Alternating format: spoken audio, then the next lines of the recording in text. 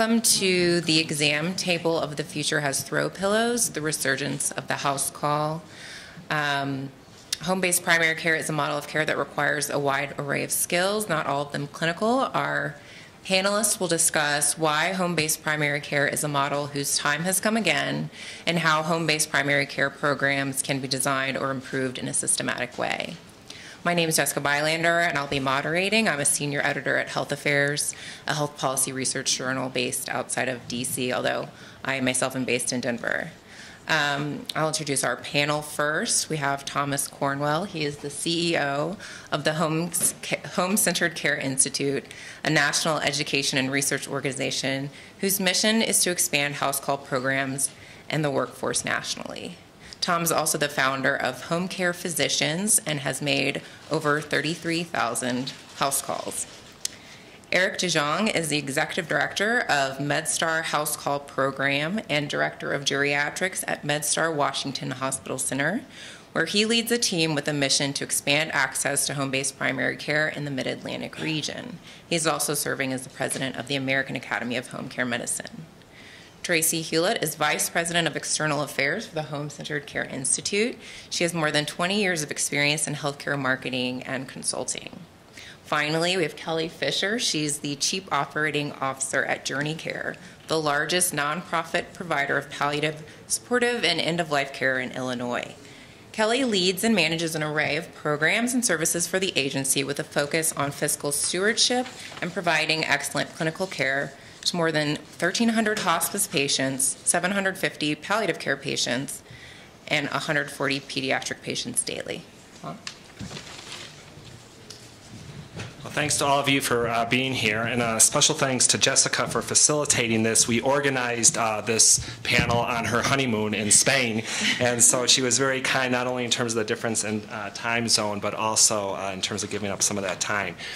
And so C-TAC asked us, this is an action-oriented summit. They asked us to really provide some guidance, practical guidance on this. And so we're going to try to really be a little lower, not at the 30,000, but really try to help you understand what it is to do home-based primary care. So we're going to talk about the skill set required of home-based primary care doctors, talk about the forces that are resurrecting house calls, particularly the remarkable value.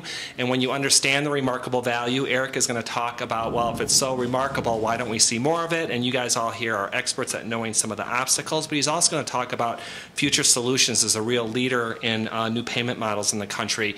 And then finally, Tracy's going to talk about a model of home-based primary care, and then Tracy is going to really take us down on the ground. She just recently started as part of the largest, as you heard, hospice program and palliative care program in Chicago. They've added home-based primary care to their continuum of services, and both the joys and the challenges of doing that.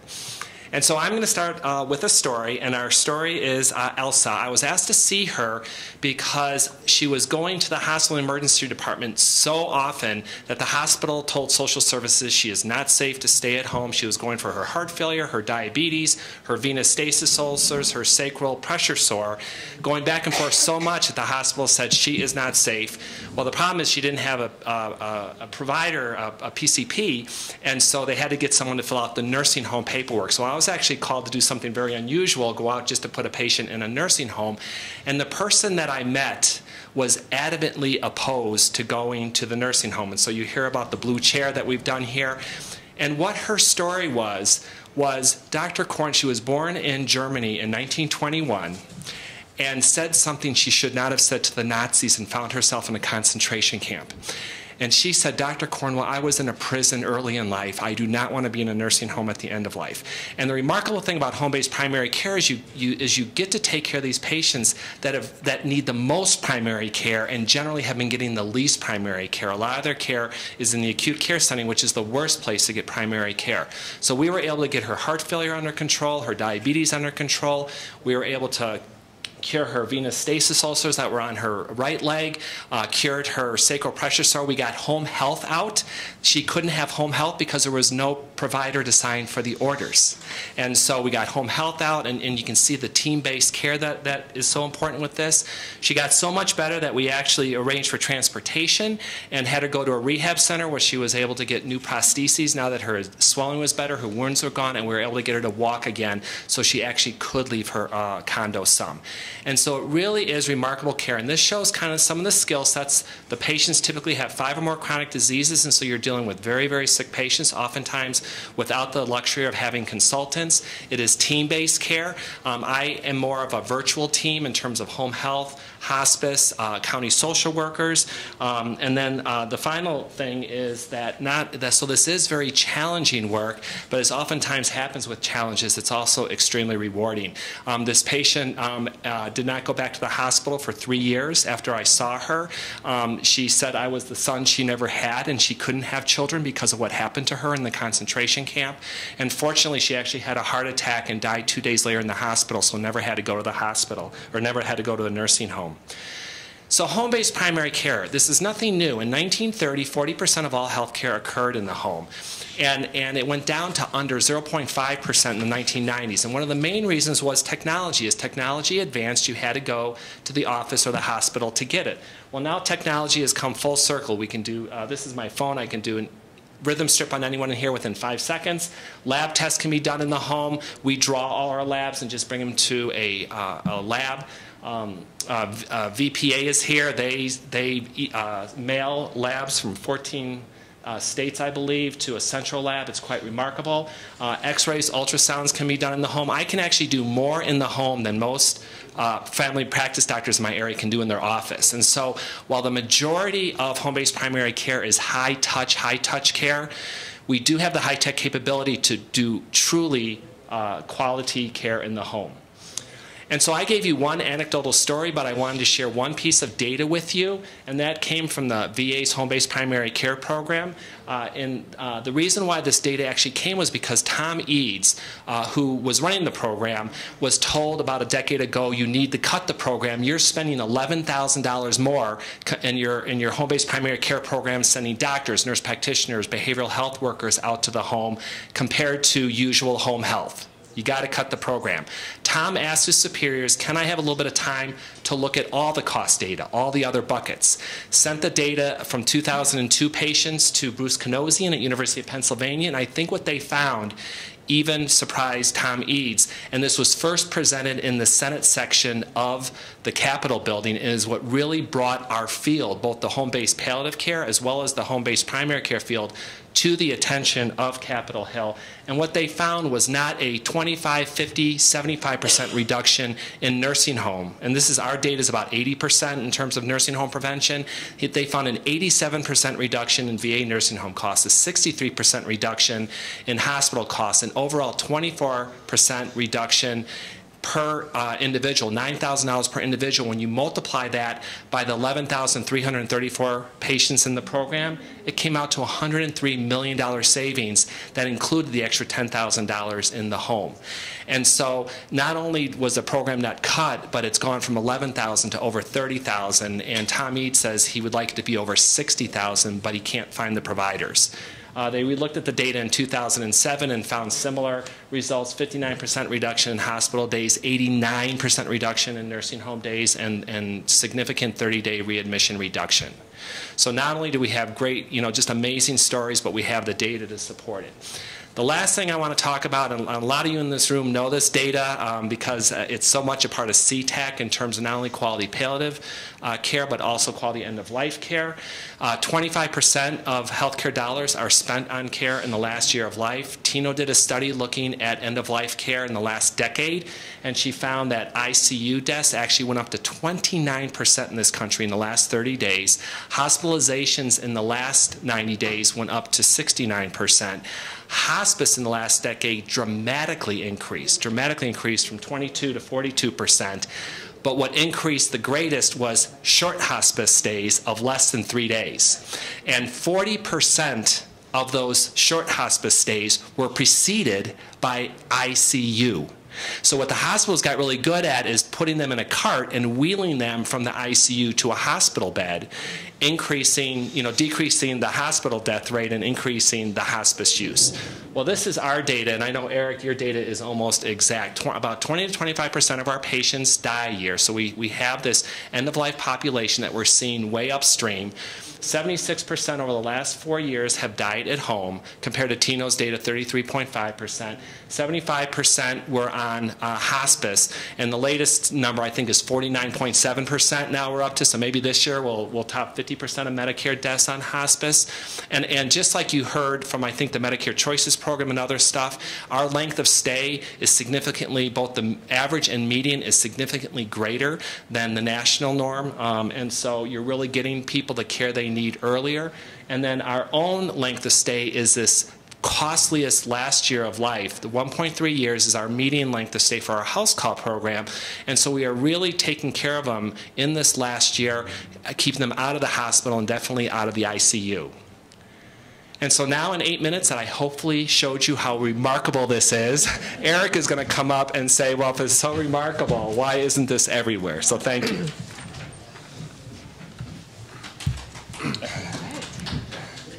So hi, everybody.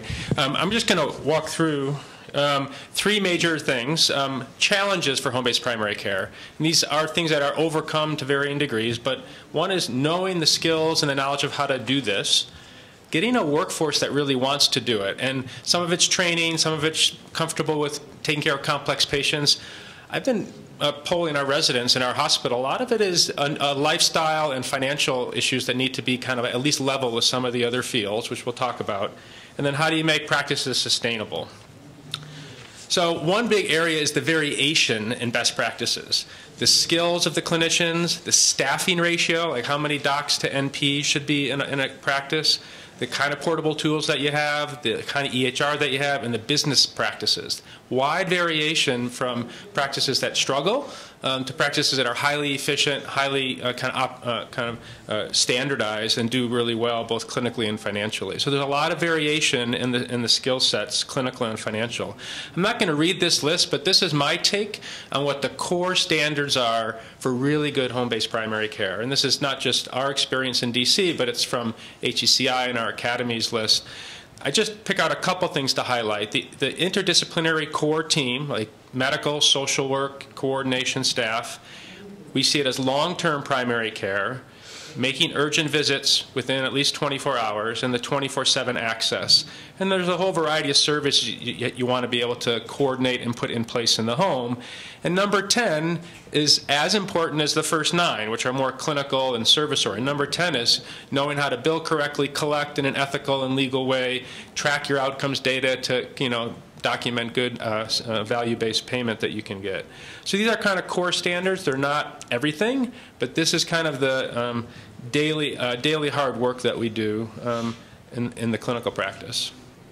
So what are some resources to learn about some best practices? One is HCCI, which Thom and Tracy and their team kind of lead. There's the Centers of Excellence for training in 7 regions around the country if you want to start a program or have your program staff get more training. They have online modules which are available and are going to be increasingly available for different aspects of clinical and business practice. This National Data Registry, I know the USMM folks know about this, but this is really a 5-year project that Bruce Leff and Christine Ritchie have led, documenting relevant measures for this population. And I see these folks in the last 1 to 5 years of life. One of my patients I've had for 18 years. So this can be a long-term relationship. But it's a project to really look at the top metrics that are relevant for this stage of life that could be linked to payment or just are important outcomes measures to monitor. And then the Academy, the websites for all 3 of these, the Academy has an IH Learning Collaborative which shares best practices, and then we have our annual meeting coming up, and if you didn't know about it, now you do, and we still have, glad to welcome you to come to that in Chicago. The HCCI is doing a pre-conference on the 25th, and then the main meeting is the 26th and the 27th. So this is just a brief picture of places in the country that have home-based primary care. The dark blue is places that do more than 1,000 visits. per year. The light blue is 500 to 1,000. But the bottom line is that 2 to 4 million people in Medicare probably could benefit from this kind of care, but only about 10% of that total are being served right now. So why is that? So this is my informal survey of my residents that I teach, as we take out on house calls in DC. And they said a variety. I asked them, why wouldn't you do primary care or geriatrics or home-based primary care? And they said they like having variety. They like having some inpatient care. They don't want to do just house calls, which is kind of interesting. And we have to kind of think about that as we build a workforce. They want to have a good training experience, and many of them don't have a training experience in this kind of work. They're worried about the high burden of paperwork, which is real in primary care and house call medicine. And they're concerned about financial kind of burdens when they come out of residency. The one that I find most challenging in some ways is, I think these first few can be addressed, is the younger generation want a different lifestyle. They want protected time off. They don't want to be on call 24/7 or work on weekends as much. Even though they're good, conscientious people, the expectations of lifestyle are different. The hospitalists get 7 days on, 7 days off, and it's hard to match that. So we have to kind of think about how to attract folks. So how do you get paid the full value and the full cost of your practice? These are some of the major costs that are often unfunded. Some of the IDT staff, the 24/7 coverage, travel time, social work services, a lot of time with families to do a really good job on difficult situations, and even some of the mobile tools. So ultimately, we're trying to convince CMS and other payers to link income to outcomes, as opposed to just billing for every fee-for-service that you do. And this is a question that we were asked recently by CMS, which I think is really great that they asked this question. What if you had picked top 5 metrics that you would want to be rewarded and paid for? What would they be? And these are the 5 that I and our academy have recently come up with. There's another 5 that get to the top 10, but these are the 5 we have recently chosen. This is, again, not final, but % of days spent at home, and as opposed to the provider or payer view, hospitalization rates and ER visit rates. That's what we care about. But what does a patient care about? Is % of days spent at home. There's a nice New England Journal article about this from a couple years ago by Thomas Lee that kind of documents this as a legitimate outcome. Patient experience, so do they trust their providers? Cognitive assessment, because of the huge impact that dementia has in controlling chronic illness. Making visits or with a med-rec within 72 hours of coming out of the ER or the hospital. This is a little different than IH. IH required 48 hours, which is a little bit tight. Sometimes it's important to be out there. Sometimes it's hard to get out on the weekend. So I think within 72 hours kind of accomplishes the goal that you need. And then making sure you do good advanced care plans. So you can debate which are the top 5 metrics, but if CMS said, what should we kind of pay for, this is our response. I'm just going to highlight a few payment reforms now that are kind of either have happened or be coming down the pike that could help support sustainability. One is IEH, which a lot of you know about. Really highly selected, maybe 40% of house call patients qualify. You can show up to 30% cost savings. On a number of the sites have gotten to the 20 to 30% total cost savings in this program. So really good outcomes. The methodology of shared savings has been the big challenge, both for CMS and for us, to really sort out how do you predict the expected costs and then pay on that basis. That's the biggest challenge of independence at home. There's a lot of new fee-for-service codes, actually, though, in the last few years that have come out that can help support your program, even if you're not in a shared savings element. My concern with this is that it makes you document all these different little silos of your activity. You have to document how much time you spend doing X, Y, or Z. So it's a lot of different fragments of the clinical service, but they are paying for them. It's heavy on documentation. And here's just a few of them. These are 6 that have come out in the last 4 years, which you can get paid for different pieces of your clinical service. And it does help create more financial viability as we go forward. So in the future, what we're working on now, a variety of societies, and what has been kind of fun in this week here is talking to the palliative care folks, the C-TAC folks, and our academy folks about how to somehow integrate this payment model into a single approach to a really sick population. So this is a proposal we've recently submitted to CMS based on IH principles, but really within the CPC Plus track, some sort of PM for tiered kind of illness of patients, fee-for-service, and shared savings with some asymmetric risk. So some small downside risk with a fair amount of upside risk. C-TAC has one looking at people in the last year of life with the PMPM. Palliative and hospice folks have a two-tiered one for patient and caregiver support and care for people with serious illness. So these are essentially a lot of the same patient population, and my pitch is that I think we should figure out how to try to integrate this so that it's really a population approach and not specific to house call doctors or palliative care doctors or a prognosis, but a population that a team will care for. And then the next kind of generation might be to have smaller practices joined together in a network of ACO so you can take some risk, so you're not vulnerable if you're just a small practice, and you can potentially share best practices and kind of have a national ACO. So I'm going to close and just say that the main challenges are, how do you get a financial foundation to really reward the full cost and value of your practice? Documenting a key number of relevant measures that doesn't overburden documentation and data collection, but is really relevant to the patient and the payor and kind of the outcome for the population. Getting training experiences. The people who go into this field tend to have had, as a student, maybe as an intern or second-year resident, some sort of experience that hooks them on this. And it's a little easier to do it that way than to hook them later in life, with financial reward and kind of a team approach that makes for a fun experience. And finally, creating a lifestyle. And I don't know exactly how to do this, but I'm going to close with this. How do you create a lifestyle, given that this is hard, long, but really rewarding work that attracts young people? I'm going to stop there. And well, I think we're going to take we're trying to save time for questions, but if there's an immediate question, why don't you go ahead? So did you have one? You identified top 5 metrics. Yeah.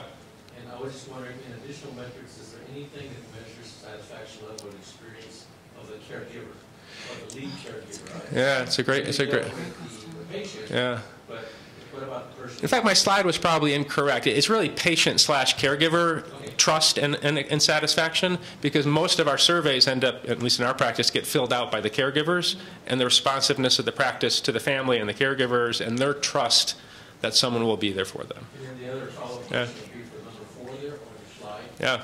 Are there any metrics or is there a particular level of metrics for young provider experience? Yeah. Because if that were to be an upswing, then that becomes a marketing tool Yeah. for, say, the future providers. What a great idea. So I think that's a good mission for us to kind of do. I think actually the provider perspective and young providers, so that they don't just leave the field. And we've talked today I was talking with the USMM folks on how do you limit turnover and have people from leave the field. So knowing that. Yeah. Yeah. But if they find community with these, like you said, you had somebody wait 10 years to start, you develop a relationship. Yeah. That can be really satisfying. It's very powerful. All right, so I think we'll go to Tracy. I'm just going to stay there and control her slides. All right. There. One of the things that we talk about all the time is the site of future patient care. I was at a conference earlier this year, the American Hospital Association Leadership Summit in San Diego, and I took a picture of a slide that was in one of the opening plenary sessions. In fact, Ian Morrison, who's going to be here, facilitated that session. I took a photo that said, "The future of patient care is in the patient's home." And so we kind of translated that in our own way, and like to think about the exam table of the future having throw pillows. And in fact, there is so much interest in bringing care directly to the patients. The challenge was, and it was interesting to note at that conference in San Diego, that while every single session that I went to, somebody referred to the fact that they needed to get closer to the patients, they needed to get into the patients' homes. There were only 2 organizations there who were actually talking about doing that. It's really, really challenging. One of the things that we've heard a lot about over the last day has been the importance of storytelling, from Shirley Roberson to everybody who's talked about the value of stories in informing the public, informing all the stakeholders, and how important the different models of advanced illness care are. One of the things that I talk about is that home-based primary care is the easiest story in the world to tell. It's also one of the hardest stories in the world to tell. Because on one hand, you can say, this model of care provides an opportunity for somebody with critical illness to stay in their homes toward the end of life or for a long period, or for 18 years in Eric's case. But then, wait a second, let me get this straight. You're going to put in place a program that has really high front-end costs and that is going to require a staff of 10 to look after a patient instead of seeing that patient come into the home or into the clinic. It provides caregiver relief. You know, the sense of relief when you go into when a clinician goes into a patient's home is palpable. You know, the caregivers, the family members are so delighted to see that person come in. It's an overwhelming kind of experience. I've gone along with Thom when he's made house calls, and it's such an impactful experience to witness that and the way that people respond to that. But let me get this straight. Instead of seeing 40 patients a day in a clinic, you're going to see 10 in the home, maybe 6 in the home. So it's a really tough story to tell. Then on the other hand, there are people who say, I really want to make a difference in my community for patients, for people I want to go into this kind of care.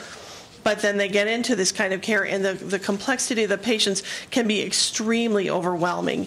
And some of the young people that do, because they have a mission focus in life, because they want to make a difference in their communities, they go into this kind of care and they don't stay.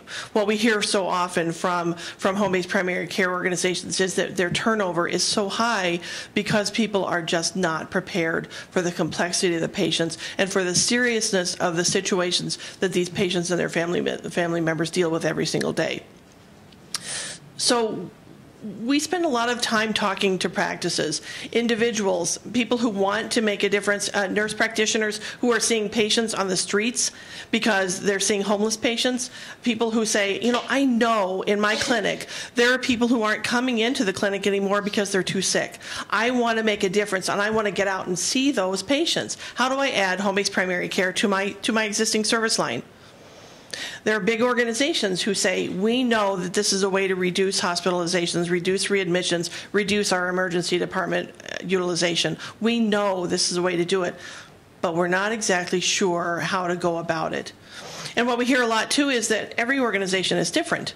You know, there are the little practitioners who say, you know, I know I can devote half a day a week to something like this, or I've got one person who can maybe make a few house calls, and there are other organizations who say, you know, this is going to be a full-scale effort, and how do we go about this? So we spend a lot of time listening. We spend a lot of time working with amazing partners like Kelly's organization that have said, this is something we want to do. We want to move forward, and what's a process to go about that? What we also see too is people who have put home-based primary care programs in place, and 6 months later, or a year later, or 2 years later, they're not making progress. They're not gaining ground. Maybe they've been disbanded because there was a change in leadership or whatever, and whoever came in their stead, instead of the people who started the program, didn't have that same commitment to home-based primary care. So as a result, we've been thinking about what can we do to make it easier for organizations to implement home-based primary care programs. So yes, they're all different. They're all very different from 1 or 2 person organizations who want to make a difference in their communities to very large scale implementations in hospital systems or health systems that might have a national impact. So we started thinking about, even though they're all different, there are certain things that everybody has to start with. Everybody has to do from the very beginning. You have to lay the foundation. What are the things that your program, what do you want to accomplish? What's the primary focus of your program? How do you build a mission and vision statement around that? How do you build values and then build a business plan that's going to allow you to, like Eric talked about, not only grow, but to be sustainable over time, to thrive? How are you going to move that forward? Once you start thinking about all those early questions, then it's important to move on to what will it take to put the infrastructure in place that will allow you to exist. In her presentation this morning, Joan Valentine talked about the need for systems that support what you want to do. And it's so easy for people who have a mission heart to say, I know there's a difference that can be made, and I'm going to jump in there and I'm going to start doing it right now. But what happens is sometimes the early questions don't get answered. And so you have to go back, or you find yourself 6 months down the road thinking, wow, I don't have a champion for my program. I don't know who I can go to in this organization to say, will you stand up for us? And not only will you be a cheerleader for us, but will you help us get resources? Will you help us get the budget that we need to continue this program? So once you've thought through all those sort of infrastructure the questions, then you get to the easy part for a lot of folks in starting a program, because they are already expert clinicians. So doing integrating the clinical aspect of home-based primary care, the actual going into the home, the actual making the difference based on the diagnosis, that's part that people are really comfortable with and do very well. Then the next phase in this evolution, if you will, of a home-based primary care program is accelerating your growth. You know, you've gotten to a point where you're doing a lot of the things correctly that you need to. You've got that sort of solid foundation, and now it's about going back in and looking: are we optimizing all of our revenue opportunities? Are there other service lines that we could start to help us grow and augment some of the things that we're doing? We've got a great story to tell. Are we in a position to possibly get philanthropic support because of that story that we have to tell?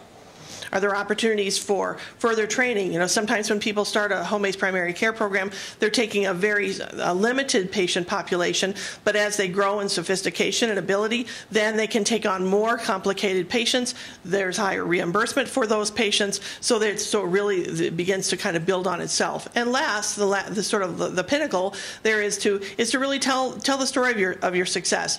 You know, I'm so delighted to be sitting by Kelly, so she can tell the story, the amazing story of what they've been able to do at JourneyCare, and to really this model is pretty new. Kelly didn't see this model. Kelly's organization is in many ways the inspiration for this model, and so we took what we have done, the work that we've done with Kelly's organization and others, and created this model in an attempt to help very disparate organizations, disparate individuals who want to integrate home-based primary care into what they do, to make that easy and make it an evolutionary process so you can jump into it at any point and really fine-tune along the way. So like you say, to tell the real story of how this works, I'm going to turn it over to Kelly. All right, well, thank you. Oh, my goodness. Thank you, everyone, for your time, and I will go as quickly as I can to capture what we did in 8 minutes together. So just my main goal is just that you have an understanding of what we did for building a model and how we were navigating the changes from the beginning of building that model. First, we just really had to ask ourselves, should we build the model? We knew we had a lot of synergies. We knew that we've worked with Thom and HCCI on other projects, and we could see that that would be a very perfect match without doing any work to prove it. And then we also know that we have really good experience with capitated care models. So it just seemed like we should go in that direction. But JourneyCare really does use a framework for strategic decision making. And in that, we look at our guiding principles. Is it something that aligns with our mission, vision, and values initially? And then does it fill an unmet need in our community? And absolutely, that was very clear. Then we looked at the other considerations that we had with that. Just kind of flip this here a little. All the things that we pointed out earlier. Will it improve quality for patients in their homes? Will it lower cost? Will it position JourneyCare for success in the future? Is it possible to create a financially sustainable model? And will it improve our attractiveness to other external partners? Will they want to do this with us? Will they continue to want to build with us? So we looked at all those factors, and that was a process that actually started in January of 2018. We started talking more seriously. We used the system. It is a matrix, so as you continue to move forward and say yes, there's more work that's vetted out. And by the time you're done and you reach that final you go ahead position on the matrix, you actually have a rough model plan in place. And then you present it to your board, which Thom was very helpful in doing with us together. We had our board meeting in March of 2018, and they unanimously voted to support the pilot program for a one-year period. We did have to extend it a little bit because as we were looking at the financials again, we realized to keep the cost under control, it would be better to look at a 17-month model versus just 12-month model, and it's almost 18 months, really. And so they also approved that extension. And in doing so, looking at the financial supports and the models that we created, and we don't know if it will work, but we have a good feeling about it, and we have data to help support it, we were able to fund the difference. We had about a $600,000 gap in the model, and both organizations were able to fund that gap. So we're very excited about it. So that was the very beginning, getting that approval in March. And then we picked a launch date, and this was kind of silly, of July 2018. So very aggressive time frame. So my colleagues here probably remember the panic when we first met of how are we going to do this in such a short time. But the good thing is that we did have a lot of the synergies in place. We were very comfortable in what we were doing already in providing home care. We needed the knowledge, physician training that Thom and his team was able to provide, and other expert information about physician models at home that we didn't actually have. So bringing that group together was really important, and I think it was very helpful. So I'm going to show you this next slide. Whoops, I think I did two. There we go. When we first started talking about it with both agencies, I love sailing, so I had some advice even from Eric. How did you sail and navigate through this? I said, well, we actually had a lot of programs in place already, and it looked like we would go smooth sailing right from the start. We had a comprehensive primary care program through HCCI. We had our palliative care program. We had chronic care management because we belonged to an ACO. So we thought we had enough programs in alignment that we could help recoup some of the cost factors for this type of a program. We also knew that it was very important to provide continuing education for the board members, so you would want to do that. The critical factors that were involved, just really developing a strong team, picking the right leadership team to meet to begin with, the right people at the table for project management, because it was a collaborative oversight. I will tell you that Thom and I sometimes spoke in the evening. We would share what wasn't working and what was working, and it really was helpful. And then we could come back to the group and guide and steer people in the right direction, and that worked very well. We knew that we had to have rigorous process development in order to get it going forward. We wanted to make sure that we had the evidence-based care models, and that was great collaboration from HCCI as well. We wanted to identify the KPIs and make sure, of course, that effective coding and billing processes were going to be put in place right away. So a lot of the behind-the-scenes work took a little bit more time than we thought it would, but it was important to at least identify that up front and start thinking that we can do it. The driving force for the urgency was that we realized that if we could have the chronic care management portion added to this model, that we could bill for some of this chronic care services that are not patient-faced billable services. So we really needed to get this system in place so that we can at least have a robust 2019 year in our pilot to demonstrate the success.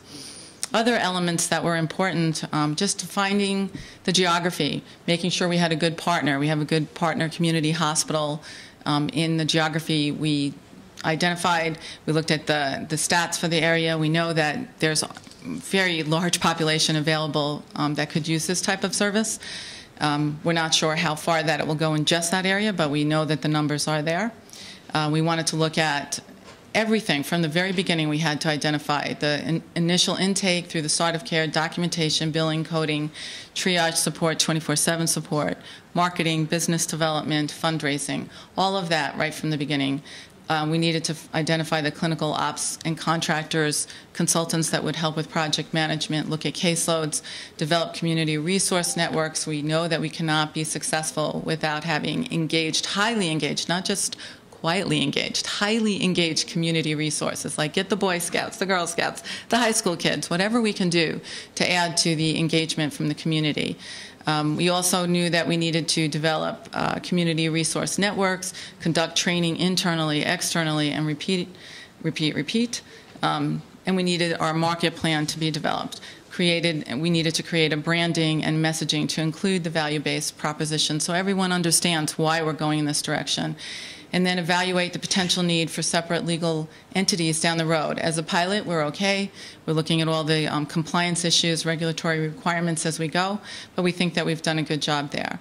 And then continuously updating this board, who's a little bit nervous, and yet this is the right direction. We know that this is the direction to go in. Everyone here knows it's the direction we should be looking at. So it's just a matter of education and keeping everyone comfortable. So we got all of those things in place, identified it, and then we started to have changes in the wind and currents, and people needed to really hold on tight and work together. I think the lessons that we learned in the first few weeks were very important. We needed to have adaptability. We needed to be comfortable with each other, to not reach a goal to perfection. Perfection was very highly desired at first. Like, that's not important. Let's get the processes in place, and then we'll move towards that and continuously become efficient, revisiting those systems and processes. We also realized organizational cultures. We needed to slow down and spend some time on that. That was probably the most important thing that we did, to get to know each other a little bit more and to have some fun together and celebrate the wins. We identified that there were sudden jibs, that, that's that boom when it swings across when you least expect it. We needed to have a plan of how to respond to that. We had things come up right away with our first few patients. Our first 3 really gave us the greatest lessons, slowed everything down. We had staff that wanted to say, we can't do this. We can't start this for another year. Like, no, we have to continue with that date, but we don't have to have the exact census that we thought we would. Let's just adjust and modify. So we had things like flu shots come up on EMR issues. We had to go back and build things into the system. So we didn't get that robust 20 patients our first month. We weren't even trying at that point. We delayed the actual ramping up until we really got through those first 3 patients. I would share, though, that we do attract young care providers. Our APNs and physicians that are involved in the program are excited and young. And I'll also share that we did not notice that some of our practitioners were pregnant at the beginning of this project. And so when we were ready to launch, bam, they're having a baby. So we had to reteach. And our first APNs, I'm like, are you kidding me? All right, how did we not notice that? I will let you know JourneyCare actually had 40 babies last year. So we were, that's why we looked at it. We're like, how many of these people are pregnant over here? So it was an interesting outcome from this little project. But we found that it was worth the delays, and we just recently started a smoother ramp up of the program. Everyone knows what they're doing. Everyone's on the same page. The alignment is there. The excitement is there. We fixed almost every little quirk there is in the EMRs, we think, in the billing process. So I think the secret sauce really for everybody were the huddles, the face-to-face times, making sure that we had connections and that we were doing this together. And then exciting, celebrating, the enrollment. So we now have 8 patients. We have 4 more pending for this week. We have a goal of 55 for the end of the year. We think we'll be able to easily reach that. We're working very well with our chronic care management enrollment. The team is really good. The interdisciplinary team that we're working with has been tremendous and positive. And we have a client now that is an assisted living facility that would like us to come in and run their practice for them. So that would be a huge win for us. So we're in the process there. Also, our hospital partner, who initially heard about our program, has now come back. The CEO has come back to meet with us, invited us back again. So we're very excited about the potential, and I hope we're invited back next year to tell you the outcome after a year of this. So thank you. Well, let's give a hand to all the presenters. Thank you. Those were great. So we have time, about 15 minutes, running over to answer your questions. So I have a few queued up, but if you want to just stand up and yell your question, I'll repeat it into the mic so everyone can hear it. I'll start with this. Kelly, you talked about it a bit, but what are some of the key factors in the successful startup of a house call home-based primary care practice? We could start with you. Yeah, and I have a quick answer. It's a champion C-suite person, Tracy kind of said it, and a champion clinician. Yes. You just have to have those two. You have to have someone that, as the champion clinician, you can go to kind of open doors and solve certain issues. But then you also have to have the clinician that is just in this full. Mm-hmm. I would agree, and I think also the board support, because as you're developing a program, one of the items that came up is, how are you going to make money on this? How are you going to make money? We're not. We're going to break even at least. That is a goal. And having a palliative care program that loses money annually, we're really excited about that. No matter what, even for about 50 or so of these first patients in the first like 6 to 8 months should come from our palliative care program. We're going to lose at least $300 a month less when we work with this, or a year, I'm sorry, $300 a year less. That's over $15,000 just looking at that too. So the board support is tremendous. I think there's a question, a couple out there. In the back? I just, on the workforce issue, I wrote that. So the question is about how to marry two interests in palliative care and home-based primary care, and how do you work with somebody who could only be available part-time? It's a good question. I mean, I think to go back to basics, I would say, you know, if he wants to do home-based primary care, you do need to plug into a team. It's hard to just dabble in it by yourself. So you have to plug into a team where you're a full-fledged member. You don't have to be full-time. I think that to start off, if you're going to get a chunk of patients and really do primary care, you have to be willing to do it, I would say 3 to 5 half days a week. I think it's really hard to do it in a 1 to 2 half days a week because then you're not present. It's hard to be available for urgent events. So I think you need to make some commitment, you know, on the part of the clinician. It doesn't have to be full-time, but I think my ballpark would be 3 to 5 half days a week. And then be a core part of some team where that you're reliable and that they know that they know when you're there. So that's kind of the standard, but I would say the good thing for someone like that is that a lot of house call programs don't have a panel of patients for a full-time person. I think a half-time or 40% person is a great, I would love to have that in DC. If someone wanted to just do it 30 to 50% time, we could get them started. Their costs are lower than a full-time person, and you can really grow them up and be part of your team. And then if they get really busy and they like it, well, then maybe you have to ask them, do you want to do this full-time? I would agree with Eric. That's kind of what we do now. We share rotations. Our organization, the physicians have made it very clear they don't want to have one site of care. They want to be able to rotate between hospice, palliative care, inpatient, palliative care home, whatever they want to do. We really try to work with them to keep them happy, and I think we have great interest in the home care program. We have more doctors asking than obviously patients. So yes, I think it's a good idea to rotate and find that mix and that blend. Did that answer? Okay. Well, one other thing that I want to tack onto that is we've worked with programs that have clinicians who are as little as 0.3. The challenge there, though, is that they spend so much of their time addressing non-health related issues, so social determinants kinds of challenges that those patients are encountering, that they never really get to do the kind of longitudinal care that they plan to. So I would say if you're working with someone who wants to just do this part-time, that it's important to have somebody like a social worker who can triage those situations where it's not health related, but it's going to get in the way of any kind of care that you want to deliver. Great. Another question in the back? Yeah, I just would add, one mistake we made when we started our program in Baltimore recently is that we were a little doctor heavy. And actually, I would say in startup, I think it's probably better to be a little bit more NP strong and have a half-time or part-time doc. At the beginning, we actually had our one of our docs is doing some family medicine for part of her time. For the non-physicians, it's interesting. I think you could have an NP who is potentially doing some office-based work in a senior community or an ALF, and you can kind of have them do office and house calls. It's hard to do more than, I find it hard to do more than 2 clinical sites. So I think having the NP or doc be able to be in a second clinical site as they're building their practice. There's a program in Chicago University that is using social work students but that is my only experience. It's something that we have looked at. It's because we really do need to get into medical schools into just an exposure, not necessarily a curriculum, even just an exposure, so that they realize this is an opportunity, as well as residents and nurse practitioners and PAs. Other questions? Yep. In the back? You. You were mentioning that in terms of the ramp up and getting the community involved, you had mentioned Boy Scouts and Girl Scouts, and I'm like, was that real, or was that just trying to say that was the breadth of your outreach?